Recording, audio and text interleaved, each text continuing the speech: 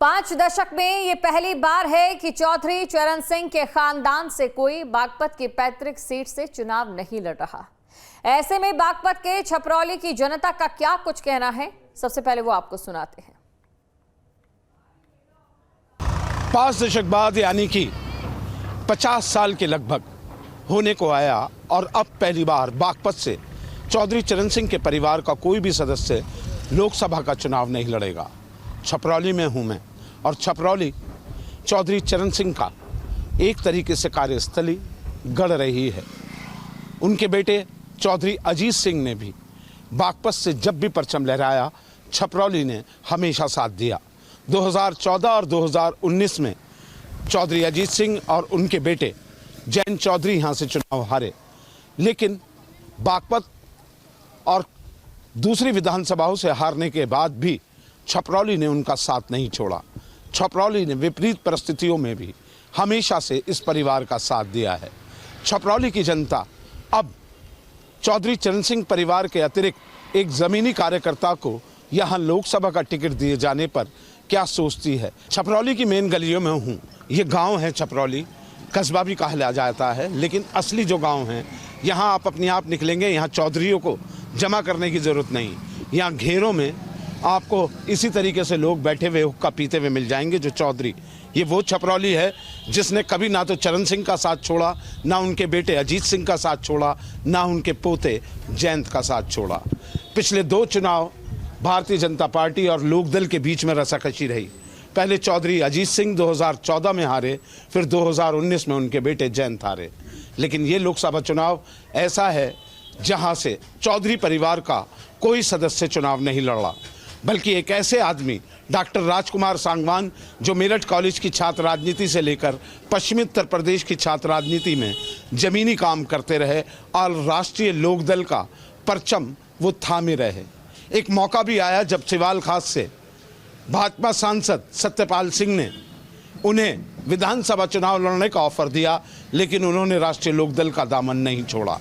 अब ऐसे में जब राजकुमार सांगवान को भी ये उम्मीद नहीं थी कि जैन चौधरी अचानक से उनका नाम बागपत लोकसभा के लिए भर देंगे, तो वो भी अचंभित हैं। लेकिन छपरौली वो जगह है कि हवा किसी की भी बही हो, लेकिन इसने चरण सिंह परिवार का जो दामन थामा आज तक पकड़ा हुआ है।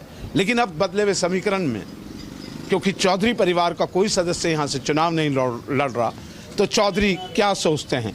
मुस्लिम भी हैं यहाँ पर जो गांव के हैं, उनका क्या मानना है। कुल मिलाकर जो सबसे बुजुर्ग हैं, सबसे पहले मैं उन्हीं के पास चलूंगा। चौधरी साहब राम राम, क्या नाम है आपका? हरमीत सिंह नाम है जी। हरमीत सिंह जी, अब तो चुनाव डिक्लेयर हो गया 2024 का। एक खुशी की बात यह है कि अब की ये सीट चौधरी साहब की पार्टी पे ही रहने वाली लगती है, क्योंकि भाजपा और लोकदल के हाथ मिल गए हैं। क्या कहोगे इसके बारे में? हाँ जी। हम नहीं देंगे। नहीं देंगे? राष्ट्रीय लोकदल को वोट नहीं देंगे? नहीं देंगे। कारण क्या? ये तो बड़ी खबर है। बुरी हो चाहे चौखी हो, कारण ये है हमें तो वोट मतलब ये है चौधरी ठीक अपनी पार्टी से लड़ता उसे वोट दे थे, ये वो अपनी पार्टी से नहीं लड़ रहा, हम मतलब ये है वोट नहीं देंगे। तो अपनी पार्टी से ही उन्होंने अपने कार्यकर्ताओं को टिकट? नहीं, कोई खास बात नहीं, कुछ नहीं। ये नाराजगी है बीजेपी से हाथ मिलाने की? हाँ, अपना बीजेपी से हम खिलाफ है। अच्छा, आप खुश नहीं हो कि बीजेपी से हाथ मिलाए? नहीं, खुश नहीं। खुल के बोलो बाबा। खुश नहीं है। हाँ, किले लड़ते हारते चाहे जीतते, हम इस पक्ष में। क्या नाम है सर आपका? सुखबीर। सुखबीर जी, जो बाबा कह रहे हैं ये? नहीं, हम तो जो लोकदल के गए हैं, पक्के है जी लोकदल के। जहाँ वो कहेगा वहाँ, जहाँ वो जाएगा वहाँ ला देंगे। जहाँ भी वो जाएगा वहीं ला देंगे उसकी। बगल नहीं, हम तो लोकदल के जुड़ गए जी बचपन से। हमारा बाप रहा और हम भी लोकदल गए हैं जी पक्के। क्या नाम है साहब? सुरेश पाल। सुरेश पाल जी, आपकी क्या राय है इस बारे में?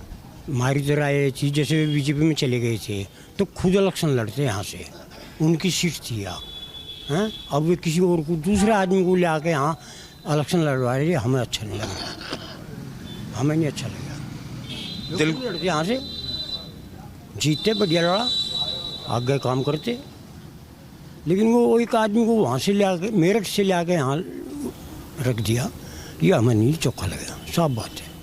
आप उस परिवार से जुड़े हुए हैं? हाँ, परिवार से जुड़े हैं। आप चाहते थे कि परिवार का आदमी ही लड़े। हाँ, परिवार का, अरे लड़ना था उसको, पहले बोल रखे था उसने, भाई मैं इलेक्शन लड़ूंगा यहाँ से, उसको लड़ना चाहिए था। अब अगर राजकुमार सांगवान आके आप लोगों को मनाते हैं तो मान जाओ? ना, हम नहीं मानते, हमारे को संपर्क नहीं है राजकुमार से, आगे आके पता क्या होगा, हम जानते नहीं, पहचानते नहीं। अरे वो आदमी तो हो कम से कम जो क्षेत्र को जानता हो, हमें जानता हो, सबे जानता हो। अब किसी आदमी से पूछ लो कौन जाने से जाने भाई, भी नहीं देखी आज तक। हमने जानते पर राय देंगे उसकी। घर तो मजबूरी है देने की, नहीं मजबूरी नहीं, हम तो उसकी राय देंगे भाई, बस। मजबूरी भी देंगे। अच्छा, क्या चौधरी जयंत ने बीजेपी में जाने से पहले छपरौली की जनता से पूछा था या कुछ करा था? ना, हमारे से नहीं पूछा, कुछ भी, किसी से भी नहीं पूछा। प्रभाव यक रहती, किसी से नहीं पूछा कोई भी। आम सभा कॉलेज में होती रही पहले से ही, हम बुढ़े हो गए कॉलेज में देखते देखते। आम सभा जो हुई वो इंटर कॉलेज जगह है यहाँ विद्या मंदिर, यहाँ चौसाब की मूर्ति हाँ, बनी है। उसमें हुई। लेकिन इस बार कोई पूछताछ नहीं हुई, ना कोई आदमी बुलाए, ना कोई अपने आड़े का प्रोग्राम रखा। मतलब यदि ये पूछते तो लोग या तो उसे नू कह देते समर्थन के साथ के भाई जहाँ तू जाएगा हम वहीं जाएंगे। आपकी क्या राय? हमारी तो राय यह है जी, वो बढ़िया करया उसने, जो भी करया, और बहुत बढ़िया फैसला लिया। जिसे टिकट दिया वो भी बहुत बढ़िया छवि का मानस है। हम तो इस बात से बहुत खुश है, हमारी तो यही राय है जी। और भी चौधरी हैं भाई, हाँ जी। क्या सोच रहे हो आप? पहले मैं आपसे ही पूछ लूँ, आपका नंबर जी बता दो। हाँ, मेरा नाम संजय शर्मा है जी। अच्छा पंडित जी। हाँ, ये जो भाजपा और इसका गठबंधन हुआ हमारे हिसाब से सही हुआ, और नई पार्टी का अस्तित्व खत्म हो जाता जी, मान्यता खत्म हो जाती, सिंबल भी चला जाता। ये बहुत अच्छा हुआ। और जो ये हमारे भाई हैं, ये चौधरी साहब आवेंगे, इन्हें मनावेंगे और सब ठीक हो जाएगा। क्या नाम है भाई? मेरा नाम राजीव सिंह है। राजीव सिंह ना जी, क्या राय है तुम्हारी? हमारी तो राय ये है कि देखो ठीक है, गठबंधन हुआ, लेट हुआ, पर पहले हो जाता तो इन किसानों की समस्या है काफ़ी यहाँ पे, वही सरकार ही पूरी करेगी, विपक्ष में बैठ के तो पूरी होने की नहीं है। अगर अब हो गया, और कितनी समस्या है जो किसानों की है, रेट की है, गन्ने की है, पेमेंट की है, मेन समस्या तो यही है। सारी उम्र हो ले रहे हो तो इस बात को कह तू, मगर कोई भी सरकार जो है इस पर ध्यान नहीं दे रही। अगर अब जैन जी सरकार में आ गए और इस पर ध्यान दे दिया तो जनता तो गैल है, जनता तो सारी गैल है। समस्या का इनका तो समाधान हो जाए, जनता कहाँ जा रही? जनता कहीं नहीं जा रही। थोड़ा मोटा विरोध है, छुटभैया नेता है जो भाजपा के, आपस में इनके आपस में खंचाताड़ है, कोई केपी में लिखी गैल है, कोई किसी की गैल है, कोई वो खींच रहा, सांसद जी खींच रहे किसी, आपस का विरोध है। इनमें थोड़ी जनता पिस जा, हम किधर जा, रिश्तेदारी सबकी होती है, सबका जान पहचान सबकी होती है। मगर मेन कारण तो यही है कि जो फैसला हुआ सांगवान साहब के पक्ष में हुआ है, वो अच्छे नेता है वे भी, मगर जनता की जो डिमांड थी वो डिमांड ये थी कि अगर भाजपा में गए हैं तो जैन जी अगर यहाँ से चुनाव लड़ते तो यूँ एक रिकॉर्ड तोड़ मतों से जीत होती।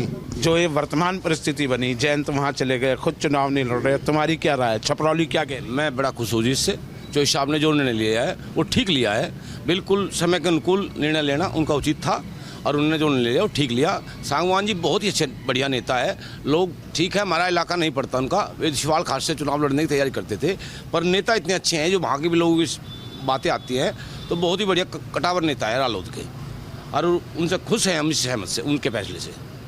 और हमारी राय यही है कि भाई बिल्कुल सब लोग यहाँ सहमत हो जाएंगे। तो छोटी मोटी घटनाएं हैं हमारे यहाँ चलती रहती हैं। क्या नाम साहब? कृपाल सिंह। कृपाल सिंह जी, आप क्या सोच रहे हैं? हम तो पीडी दर पीडी चौधरी साहब के साथ हैं और उनके साथ ही रहेंगे मरते दम तक, है जी।